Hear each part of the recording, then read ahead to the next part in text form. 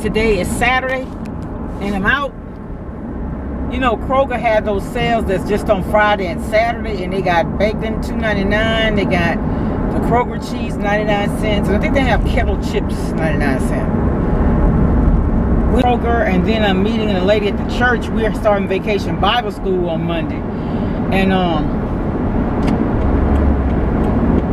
I'm part of the hospitality committee, so I need to go see what we need in the kitchen, because we're feeding feeding every evening after the, we do our little end of the class, little presentation. And then Kroger has their Jimmy Dean bacon $2.99. I think I talked about that. But anyway, so I'm headed to Sam's first. I got the business membership, so it's a little after 9. I'm trying to get in and get out before it gets real busy, because you know how Sam's is. Just want to get the few things out of there, and then I'm gonna go to Kroger. And then, like I said, I was going to the church and help. Got some of the decor stuff we're gonna add to the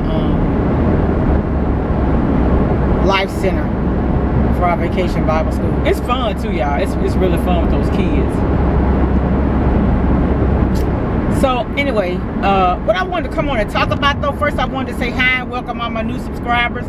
I know I don't have a lot of subscribers, I don't get a lot of views, but if I help one person, if I make one friendship, I've touched one life, then it's all worth it for me, But anyway, I wanted to come on and talk about something. And you see in the news a lot where a lot of people coming up dead in the Dominican Republic. And also, just yesterday morning, I was looking on Today's Show where this young man had just graduated medical school. I guess he has to do his residency before he's actually a doctor. And he had gone over to Mexico to celebrate. One of his friends, they beat the friend up, and they killed him, and then they kidnapped this guy. And you know what I thought about? His last name is Pacheco. And that's the same last name as my oldest daughter's doctor. His name was Dr. Pacheco. And Dr. Pacheco passed, but they're actually from Arkansas. And they may be related because most of them in that family were doctors. And I think he did have family in Arkansas. But anyway, what I wanted to talk about is the situation in Mexico specifically, because I watch the ID channel a lot. And I watch it so much till it's very interesting to me, because you see how they solve cases, you see how people's mindset and how their psyche could be sometimes. So it's just very interesting to me. But the Mexico situation, I had seen an episode where this young man, he was on spring vacation. Spring break, I think. But I don't know if he had graduated from college or he was a college student, maybe. Very nice looking young Caucasian guy. And he was over in Mexico. And so these guys kidnapped him.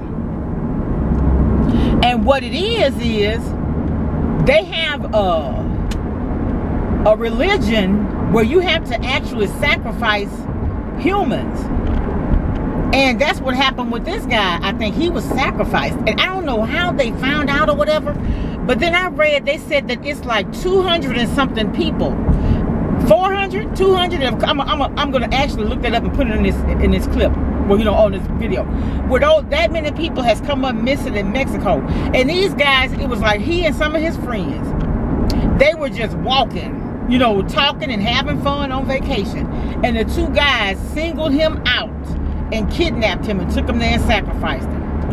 It is so scary in the world. And to me, it seems like now, I don't know why, I don't know if the United States, if our dynamics is now more hostile or whatever. And I think it has something to do with the way the government is being run. And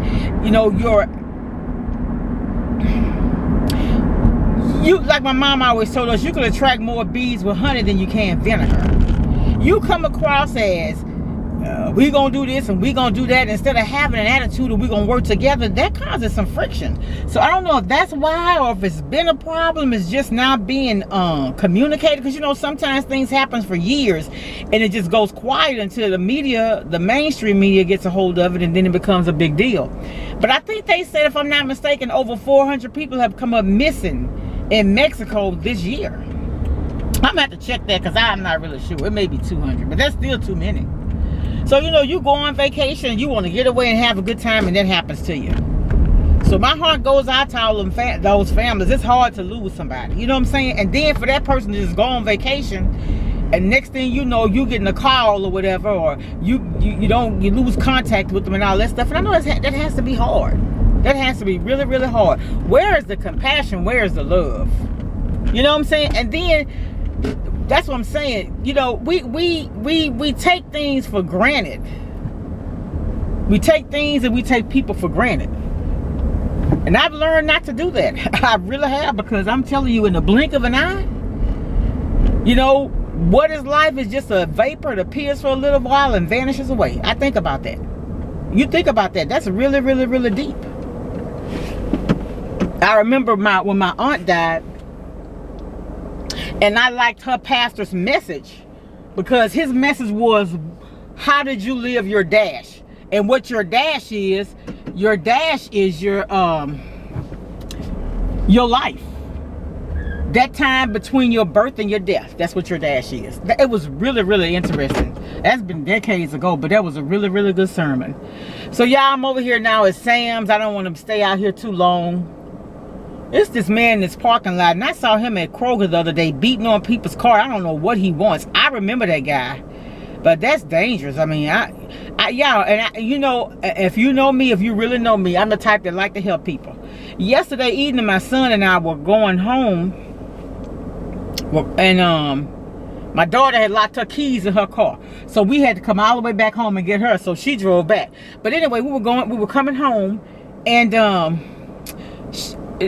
a guy was trying to flag me down. It was he and two other guys out there because they had their hood up. Y'all, I didn't stop. I hated it, and I started to call the sheriff department, but I said, nah, this woman just gave me some money. I said, nah, I ain't gonna do that. That was nice of her. All right, y'all, let me go, because he's finna come over here and I don't have the money. All right, talk to y'all later. Bye.